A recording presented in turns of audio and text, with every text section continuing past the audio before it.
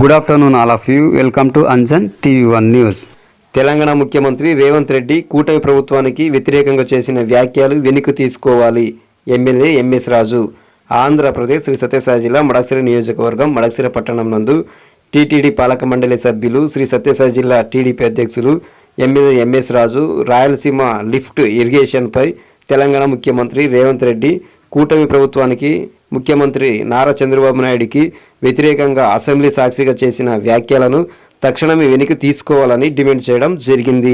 Lift irrigation పనులు కూటమి ప్రభుత్వం ఆపిందని చెప్పి మాట్లాడిన రేవంత్ రెడ్డి గారి వ్యాఖ్యలు అవాస్తవం. రేవంత్ రెడ్డి గారి రాజకీయ లబ్ధి కోసమో, పార్టీ ఉనికి కోసమో, ప్రభుత్వ ఉనికి కోసమో చంద్రబాబు నాయుడు గారిని రాయలసీమ ద్రోహిగా చిత్రీకరించే ప్రయత్నం అనేది ఇది మంచి పద్ధతి కాదు. జగన్మోహన్ రెడ్డి గారి ప్రభుత్వ హయాంలో 2020లో ఎటువంటి అనుమతులు తీసుకోకుండా రాయలసీమ లిఫ్ట్ ఇరిగేషన్ పనుల్ని ప్రారంభించడం, రాయలసీమకి 3 TMCల వాటర్ అని చెప్పేసి పెద్ద పెద్ద హోర్డింగ్స్ తో యాడ్స్ ఇవ్వడం వల్ల నాటి తెలంగాణ ప్రభుత్వం ఎన్జిటిలోను కోర్టులోను కేసులు వేయడం వల్ల కేంద్రం జోక్యంతో కోర్టులు ఎన్జిటి రాయలసీమ లిఫ్ట్ ఇరిగేషన్ పనుల్ని ఆపడం జరిగింది. జగన్మోహన్ రెడ్డి గారి యొక్క అవగాహన రాహిత్యం, అధికార దురహంకారంతో ఎటువంటి అనుమతులు తీసుకోకుండా రాయలసీమ లిఫ్ట్ ఇరిగేషన్ పనులను ప్రారంభించడం జగన్మోహన్ రెడ్డి గారి అవివేకానికి నిదర్శనం. అయితే ఈ రోజు రాయలసీమ ద్రోహిగా జగన్మోహన్ రెడ్డి గారిని చరిత్ర చెప్తా ఉంటే వైఎస్ఆర్ కాంగ్రెస్ పార్టీ నాయకులు చంద్రబాబు గారిని ఆ దిశగా చిత్రీకరించే ప్రయత్నం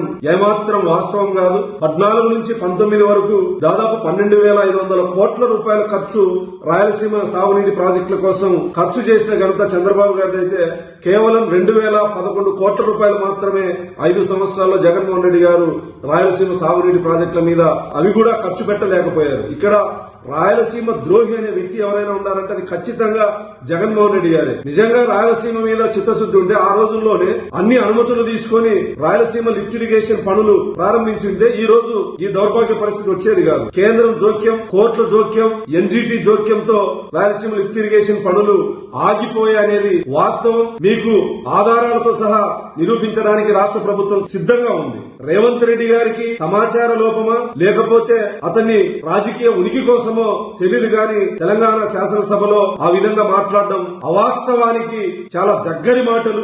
అందులో ఏమాత్రం వాస్తవాలు లేవని చెప్పి ఈ సందర్భంగా తెలియజేస్తాను. వైఎస్ఆర్ కాంగ్రెస్ పార్టీ నాయకులకి రాయలసీమ ప్రజలు అమాయకులు కాదు. 14 నుంచి 19 వరకు రాయలసీమ ఇరిగేషన్ కి ఎవరు చిత్తశుద్ధితో పనిచేశారు, అదేవిధంగా 19 నుంచి 24 వరకు జగన్మోహన్ రెడ్డి గారు ఏం చేశారు అనేది రాయలసీమ ప్రజలకు, రైతులకి స్పష్టంగా తెలుసు. మీరు ఎన్ని నాటకాలు ఆడినా రాయలసీమ రైతులు నమ్మరని సందర్భంగా తెలియజేస్తూ తెలంగాణ రాజకీయాల్లో ప్రతిపక్షం గాని అధికార పక్షం గాని చంద్రబాబు గారి నామస్మరణ లేకుండా మీ రాజకీయాలు నడవమేమో ఈ సందర్భంగా నేను కేసీఆర్ గారికి, రేవంత్ రెడ్డి గారికి చెప్తా ఉన్నా. ఎందుకు చంద్రబాబు గారి నామస్మరణ?